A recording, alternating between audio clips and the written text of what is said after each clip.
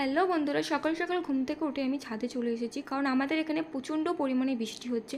দেখতেই পাচ্ছ ছাদের গাছ কীরকম উল্টে পড়ে গেছে। সাদা করবীর গাছটা দেখো না, উল্টে পড়ে গেছে। আমি তো ভাবলাম যে গাছটা ভেঙে গেছে, কিন্তু যাক গাছটা ভাঙেনি।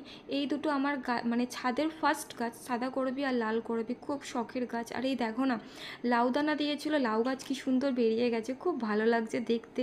এর আগে দানা কিনে লাগিয়েছিলাম কিন্তু হয়নি। আর এই যে আমাদের বিলুতি আমড়ার গাছ, দুটো আমড়া তো আগে থেকেই ধরেছিল, আর এই যে ফুল এসেছিল, ফল ধরেছিল, সেগুলো সবই ঝরে গেছে। আর কিছু কিছু ফুল আছে, দেখা যাক এগুলো থাকে কি না। আর এই বৃষ্টির জন্য না অনেক গাছের আমাদের ফুল ঝরে গেছে। কামরাঙা গাছের ফুল ছিল যেগুলো, সেগুলো সব ঝরে গেছে। আমের মুকুল আম যেগুলো ছোট ছোট ধরেছিল, সেগুলো সব মানে কি বলবো, সব খসে পড়ে গেছে। বলো তো, গাছ লাগালে না এরকম জল বৃষ্টি হলে, গাছ নষ্ট হয়ে গেলে, ফুল ফল পড়ে গেলে খুব মনটা খারাপ লাগে, কিন্তু কিছু তো করার নেই, এতে তো প্রকৃতির দান বলো। বাড়িতে রান্না করার জন্য কিছু নেই। মা বললো যে দেখ তো ছাদে বেগুন আছে কিনা। দেখলাম যে গাছে দেখি কটা বেগুন আছে, তাহলে বেগুনগুলো আমি পেরে নিই। বেগুনের কালারটা দেখেছো কীরকম, দুরকম কালার, বেশ ভালো লাগছে বেগুনটা দেখতে। কটা বেগুন গাছে ধরেছে, সেগুলো পেরে নেবো, আর যেগুলো ছোটো ছোটো আছে সেগুলো রেখে দেবো। আমার মানে কি বলবো তোমাদেরকে, তো ভাবতে অবাক লাগে যে এবারে ফার্স্ট টাইম আমরা এরকম সিমেন্টের বস্তার মধ্যে মাটি দিয়ে গাছ লাগিয়েছি। অনেকেই অবাক হয়ে যায় আমাদের আশেপাশের, কারণ আমাদের বাড়িতে তো কোনো গাছ লাগানোর জায়গা নেই বললেই চলে। যেটুকু জায়গা আছে সেই জায়গাগুলোতে লাগিয়েছি, কিন্তু ছাদে তো এই জন্য আমরা লাগিয়ে রেখেছি। আর কি বলবো, যাদের জায়গা নেই তারা অবশ্যই এরকমভাবে লাগাবে, কোনো অসুবিধাই হয় না, কোনো টব লাগে না, কোনো ড্রাম লাগে না, এরকম বস্তার মধ্যে অল্প খরচে খুব সুন্দর গাছ লাগানো হয়ে যায়। এ দেখো আমি তিনখানা তো বেগুন পেরেছি, এখনও তিন চারটে বেগুন আছে, সেগুলো আমি আবার পেরে নেবো। কি সুন্দর দেখো বেগুনগুলো একদম, মানে কি বলবো, এতে তো আমরা সেরকমভাবে কোনো কেমিক্যাল দিই না, সেরকম কোনো ওষুধ দিই না, যতটা পারি মানে অর্গানিক করার চেষ্টা করি।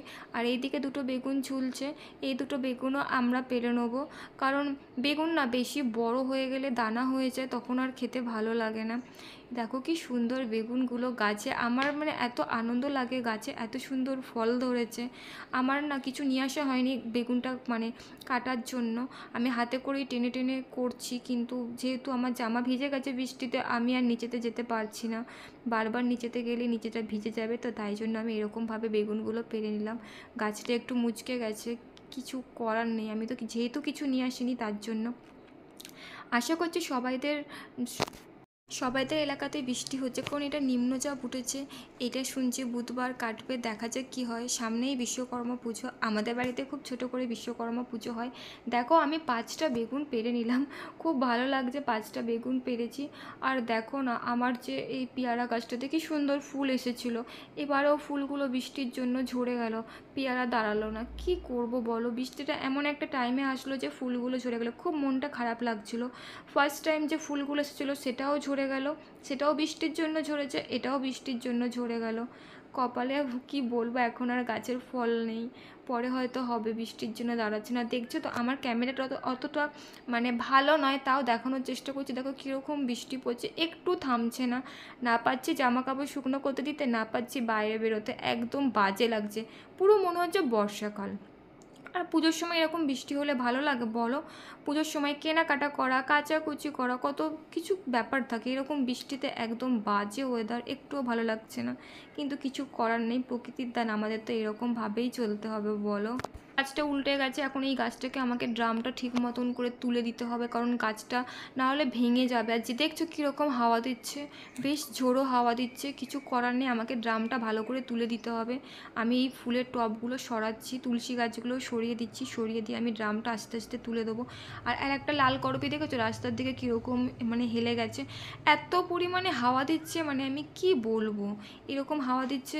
আর ইটের ওপরে বসেছিলাম তো, তাই জন্য ভাবছেন ইটের ওপরে বসাবো না, নিচেতে বসাবো, তাও দেখি নিচেতে বসালে আবার জল জমে যাওয়ার চান্স থাকবে, তাই জন্য আমি খুব ভারী টব কি করব, একাই মানে তুলে ফেলতে হবে। বাড়িতে যেহেতু সবাই সবার কাজে ব্যস্ত, তাই জন্য আমি এটা একাই তুলে ফেললাম। গাছটা ভাঙেনি তাই ভাগ্য ভালো, ভেঙে গেলে আমার মনটা খুব কষ্ট লাগতো, কারণ এটা আমার ছাদের প্রথম গাছ, এই দুটো করবী গাছই আমি আমার এই ছাদ বাগানে প্রথম লাগিয়েছিলাম। আর গাছ লাগানোর পর সে গাছ যদি ভেঙে যায়, মনের মধ্যে যে কতটা কষ্ট হয় সেটা তারাই বুঝবে যারা গাছ ভালোবাসে, যারা গাছ বাড়িতে লাগায়। দেখতে পাচ্ছ এই করবীর গাছটাও কীরকম মানে হেলে গেছে।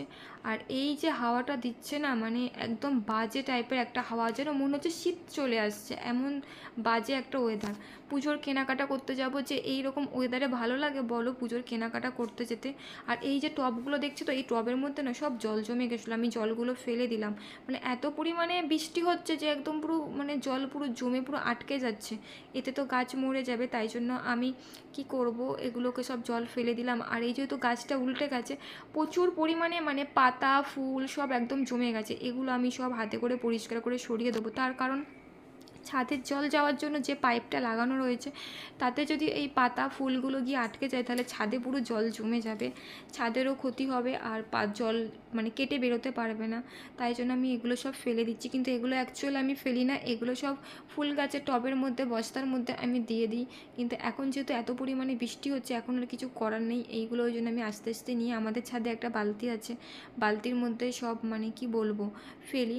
আমি ঘুম থেকে উঠেই ছাদে চলে এসেছি, আমি ভাবছি যে এত ঝোড়ো হাওয়া দিচ্ছে, ছাদে কোনো গাছ ভেঙে গেছে কিনা, কোনো ক্ষতি হচ্ছে কিনা। দেখতে পাচ্ছ, এটা আমাদের ছাদের টগর গাছ, মানে কি বলবো তোমাদেরকে, মোটামুটি এটা সারা বছর ফুল দেয়, কত ফুল পড়ে রয়েছে, এত পরিমাণে গাছটা ফুল দেয়, একদম আমার লক্ষ্মী গাছ, সারা বছর আমার এই গাছটা ফুল দেয়। খুব ভালো লাগে ফুলগুলো, দেখছো কত ফুল পুজো দেবো, আমার সব ফুল ফুল তুলে পুজো দিতে ভালো লাগে না, আমার গাছে সাজিয়ে রাখতে খুবই ভালো লাগে। আমি ফুলগুলোকে এইরকমভাবে তুলে নিয়ে যাচ্ছি, এগুলোও আমি ফেলে দেবো, এখন তো আর গাছের গোড়াতে দিতে পারবো না। আর আমি 5খানা বেগুন তুলে ফেলেছি, দেখতেই পাচ্ছ কি ভালো লাগছে, বৃষ্টিতে তো পুরো ভিজে গেছি। এবার আমি নিচে গিয়ে স্নান করব। আমার ভিডিওটা যদি তোমাদের ভালো লেগে থাকে, অবশ্যই তোমরা আমার ভিডিওটা লাইক করো, কমেন্ট করো, আর পাশে থাকো, যেরকমভাবে পাশে আছো তেমনভাবেই